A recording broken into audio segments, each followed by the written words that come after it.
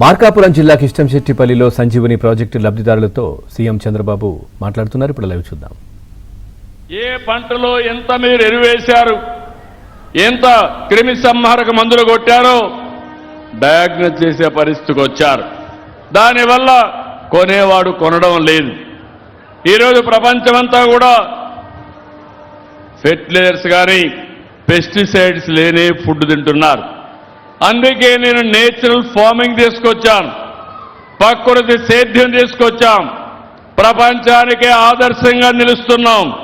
ఈ రోజు మీరు ఒక్కసారి చూస్తే 20 లక్షల ఎకరాలు, 20 లక్షల మంది రైతులు ప్రకృతి సేద్యం చేసే ఏకైక రాష్ట్రం ప్రపంచంలో మన రాష్ట్రమేనని చెప్పి మీకు తెలియజేస్తున్నా.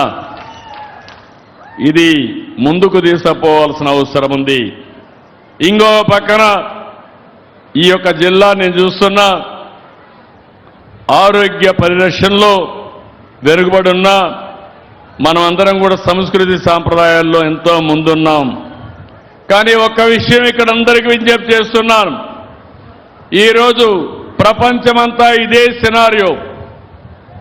ఒకప్పుడు జనాభా పెరిగింది, నేనే కుటుంబ నియంత్రణ తీసుకొచ్చాను. ఒకరుంటే ముద్దు, ఇద్దరుంటే పర్వాలేదు, ముగ్గురు వద్దని చెప్పాను. ఈరోజు మళ్ళీ నేనే వచ్చాను మీ దగ్గరికి.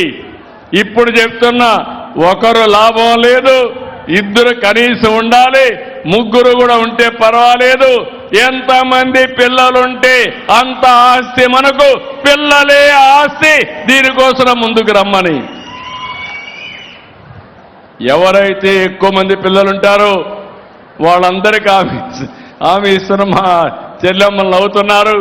వాళ్ళందరికీ హామీ ఇస్తున్నా, భవిష్యత్తులో పెద్ద కుటుంబాలను ఆదరిస్తాం, ఎక్కువ బెనిఫిట్స్ ఇస్తాం.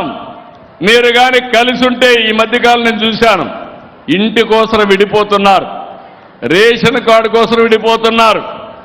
ఒకప్పుడు పెద్ద కుటుంబాలు ఉండేటివి, కలిసి ఉండేవాళ్ళం, కలిసి ఉంటే చాలా ఆనందంగా ఉండేవాళ్ళం.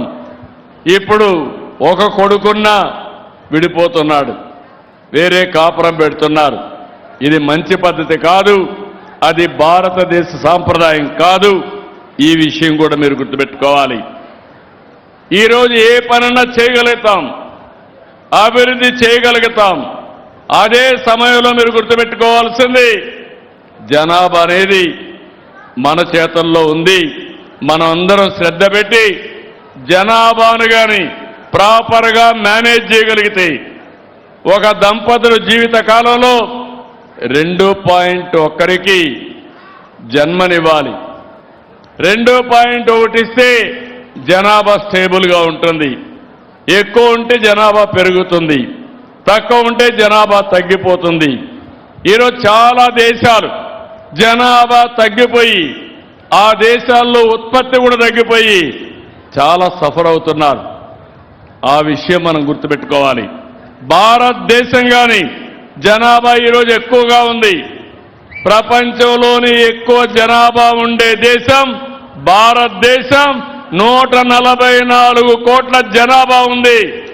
మా తమ్ముళ్ళు యంగ్స్టర్స్ కూడా ఎక్కువ ఉండే దేశం భారతదేశం. నేను ఎప్పుడు మిమ్మల్ని గురించి ఆలోచిస్తాను. యంగ్స్టర్స్ గుర్తుపెట్టుకోండి, జంజీ అంటున్నారు. నేనే అందరికంటే పెద్ద జంజీని ఎప్పుడూ రెవల్యూషన్గా ఆలోచిస్తాను. 40 ఏళ్ల తర్వాత ఏం జరుగుతుందో ఈరోజు అది ఆలోచిస్తూ ఉంటాను. 30 ఏళ్లకు మునుపు హైదరాబాద్లో ఐటీని తీసుకొచ్చాను. అప్పుడు ఎవరికి అర్థం కాలేదు, నన్ను ఎగతాళి చేశారు. ఈ రోజు ఆ ఐటీ అందరికీ జీవనోపాధి కాకుండా ఆదాయాన్ని పెంచే మార్గాన్ని చూపించింది.